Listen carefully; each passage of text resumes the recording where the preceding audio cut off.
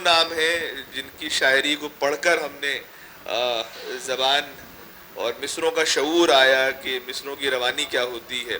ان کو سن سن کے ہماری سماعتیں جو ہیں وہ بیدار ہوئی ہیں, انہیں شعور حاصل ہوا ہے. میں اب اس فہرست میں جو سب سے پہلے جس شخص کو آواز دینا چاہتا ہوں, دیکھیے معاملہ یہ ہے کہ کچھ لوگ ہمیں میسر آ جاتے ہیں تو لکھ رہا ہے, تو وہاں بھی ارشد ندیم جو ہے منفرد اور ممتاز نظر آتا ہے. تو ارشد ندیم کا ہمیں ہر زاویے سے احترام کرنا چاہیے, ان کی شاعری ہو, ان کی صحافت ہو, اور ہم سب کی تربیت ہو. استقبال کیجیے ارشد ندیم صاحب. بہت بہت شکریہ میاں انس, واقعی سچ مچ میں آپ نے ایک بہت شاندار نظامت کی. میں نے جو کچھ سیکھا ہے وہ میرے بزرگ یہاں بیٹھے ہیں, گوہر صاحب ہیں, حیدر بھائی ہیں, شناور صاحب ہیں. میں یہ بڑے فخر کے ساتھ کہہ سکتا ہوں کہ شناور صاحب میرے پہلے استاد ہیں, اور شاید پہلا شاگرد ہوں میں ان کا. جنہوں نے شاعری شروع کی تھی میں ان سے منسلک ہو گیا تھا جب میں دوسری تیسری کلاس میں پڑھتا تھا. اور یہ باتیں یہ دلی میں بھی اسی طرح سے دہراتے ہیں بار بار. اب میرے لیے فخر کی بات ہے, یہ ایک بڑے نام سے میری وابستگی. حالانکہ شناور صاحب نے مجھے سکھایا کچھ نہیں, یہ بھی حقیقت ہے. انہوں نے غزلیں پکڑائی مجھے, میری غزل لے کے پھاڑ دی اور اپنی غزل لکھ کے دے دی, اور اسے ہم سلاتا بچتے. سوال یہ ہے کہ کوئی بچہ بالکل ہی دماغ کا پاگل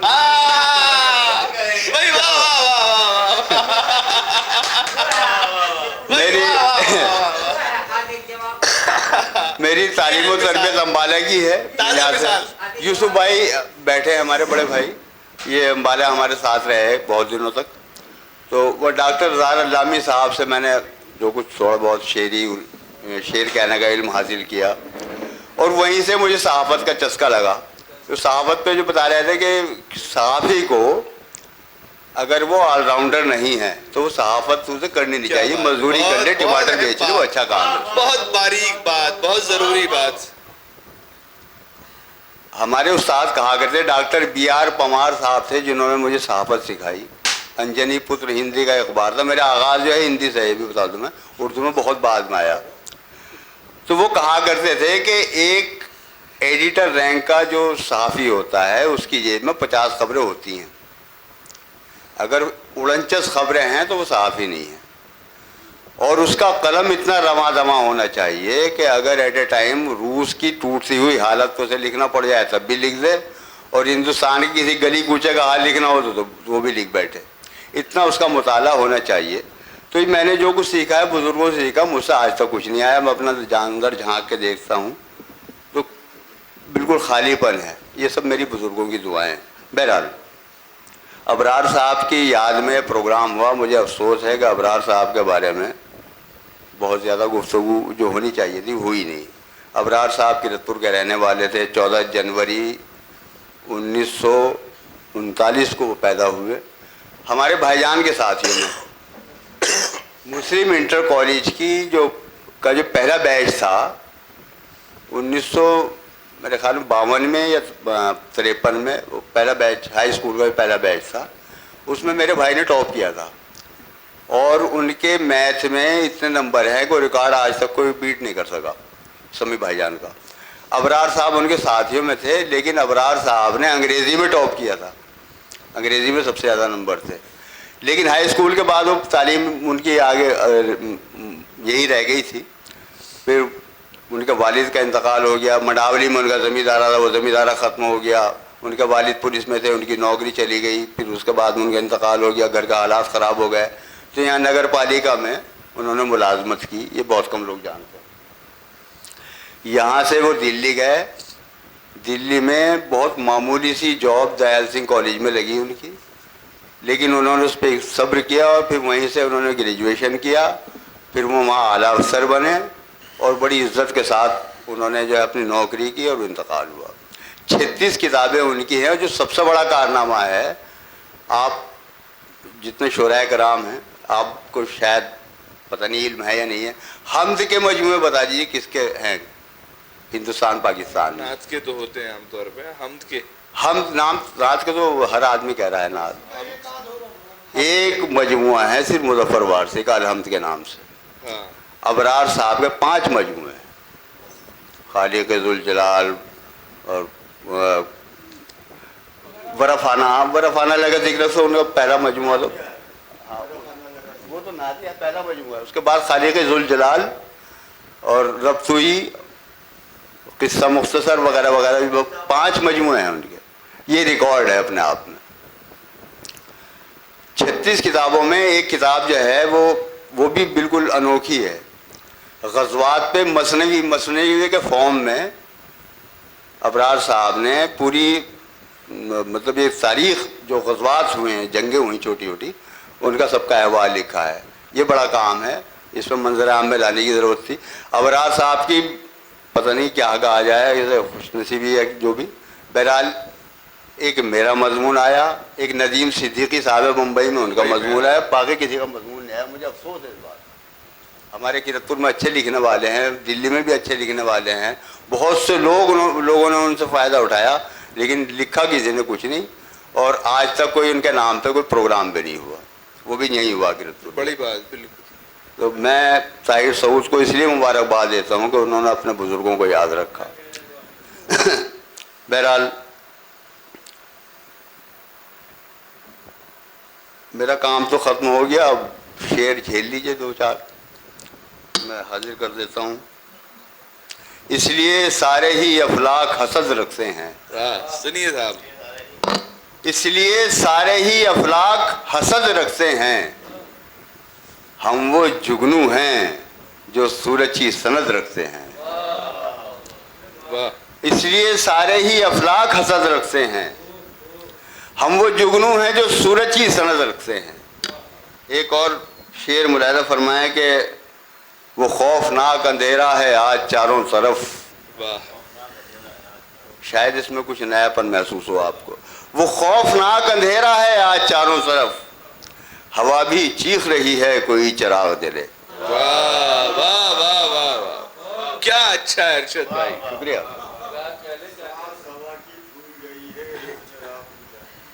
وہ تو پھولی ہے، میں نے ہوا چیخ نہیں بن گیا. وہ بالکل نیا پن ہے اس میں. مجھے معلوم ہے مظفر حنفی صاحب کا شعر ہے، مجھے معلوم ہے سر تو پڑھتے ہو میں استاد.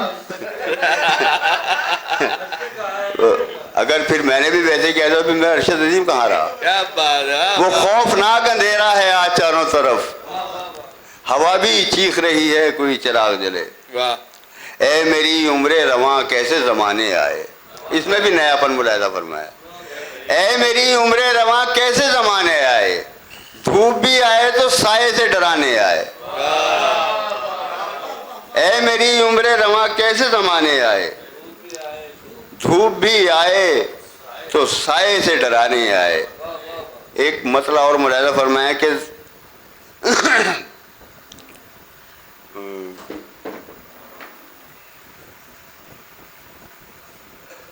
تمہارے عشق میں برباد زندگی کے سوا،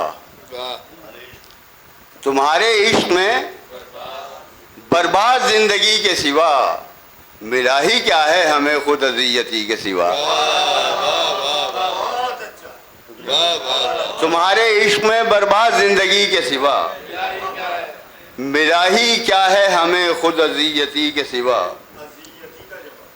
اکثر تیرے ہجر میں یہ محسوس ہوا، اکثر تیرے ہجر میں یہ محسوس ہوا جیسے روح بدن کو چھوڑے بیٹھی ہے.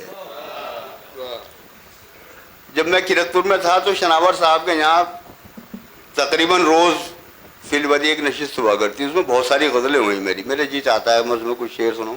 ایک صاحب نے اس میں شاید سنائی تھی، مسئلہ تھا دیوار کو برسات کا ڈر کاٹ رہا ہے. اس میں فیضان بھائی، شناور صاحب، واحد جمال اور رام آزاد بھی رہے. ہم 3-4 نے اس میں شعر نکالے تھے. شناور صاحب کا جو ریکارڈ ہے کہ 5 منٹ میں غزل ہو جاتی، 5 منٹ سے ہی پہلے ہی. ہمیں ذرا سوچنا پڑتا ہے، ہم ذرا محنت کرنی پڑتی. وہ بجنور تک پہنچ جاتی ہے، وہ مجھے معلوم ہے.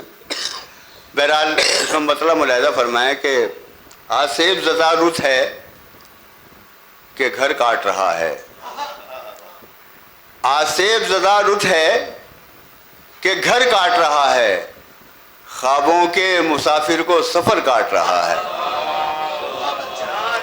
آصف زدہ رت ہے کہ گھر کاٹ رہا ہے، خوابوں کے مسافر کو سفر کاٹ رہا ہے، جلتے ہوئے صحرا پہ گھٹا جھوم رہی ہے. ابرار بھائی توجہ کا طالب ہوں. جلتے ہوئے صحرا پہ گھٹا جھوم رہی ہے، دیوار کو برسات کا ڈر کاٹ رہا ہے. واہ واہ واہ واہ واہ. اور شکریہ. جلتے ہوئے صحرا پہ گھٹا جھوم رہی ہے، دیوار کو برسات کا ڈر کاٹ رہا ہے.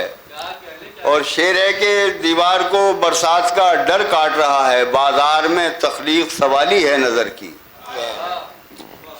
بازار میں تخلیق سوالی ہے نظر کی، فنکار کو احساس ہنر کاٹ رہا ہے. اسی شناور صاحب کے جائے گا اور فی البدی نشست سے اس میں چند شعر میں آپ کی خدمت پیش کرتا ہوں. یہ فی البدی ہیں اس زمانے کی، یہ خاص توجہ ہے. اگر یہ بزرگوں کا سایہ نا سنبھال کے رکھیے، میں نے پھاڑ کے پھینک دیا. نہیں، وہ ہماری اس قابل تھی کہ سنبھالی جا سکے.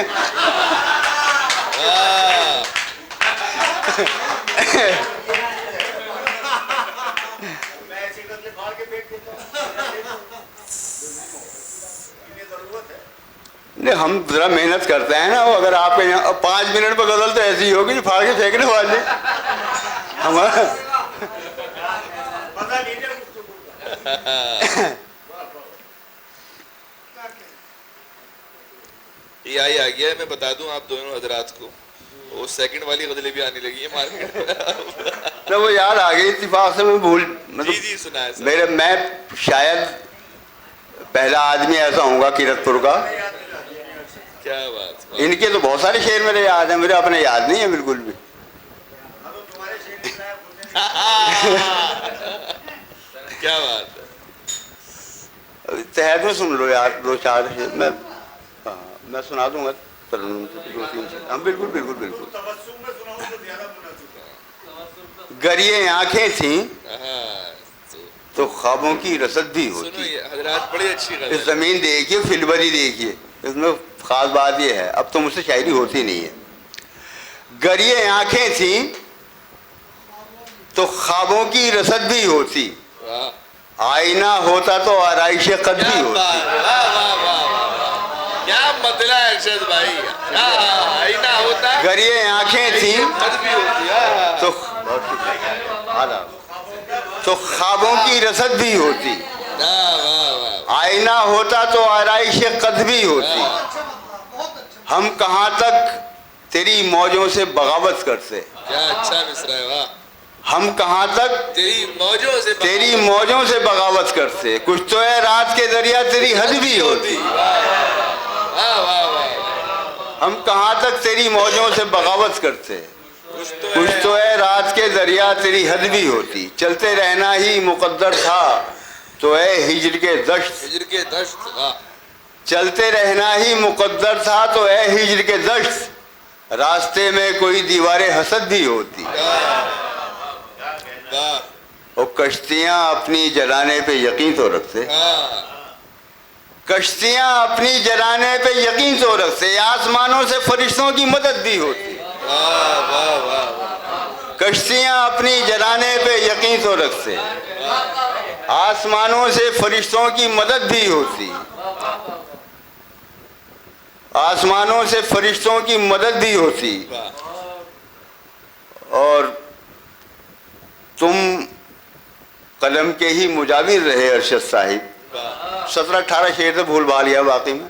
بس قلم کے ہی مجاور رہے ارشد صاحب، انگلیاں اپنی کٹاتے کے سند بھی ہوتی. واہ واہ واہ واہ. ان کا حکم ہے. سنا دوں 2-3 شعر.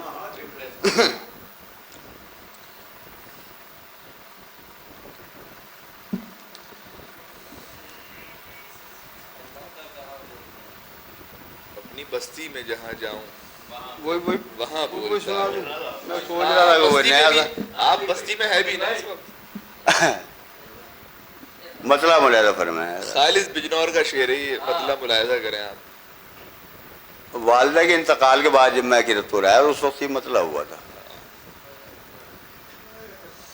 اپنی بستی میں جہاں جاؤں وہاں بولتا ہے، اپنی بستی میں جہاں جاؤں وہاں بولتا ہے، اپنی بستی میں جہاں جہاں جاؤں وہاں بولتا ہے،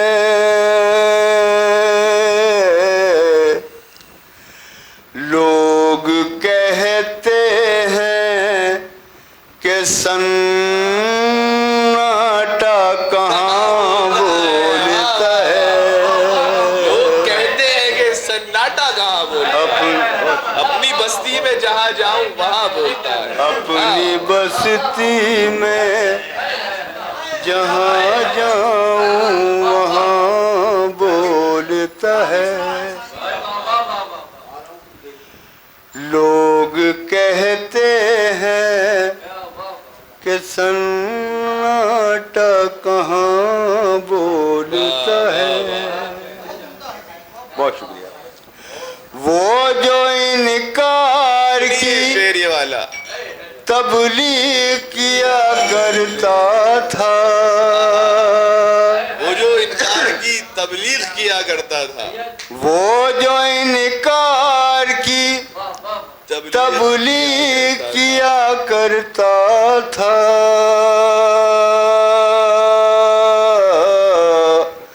آج دربار میں ہر بات پہ ہاں بولتا ہے، آج دربار میں ہر بات پہ ہاں بولتا ہے، شکریہ۔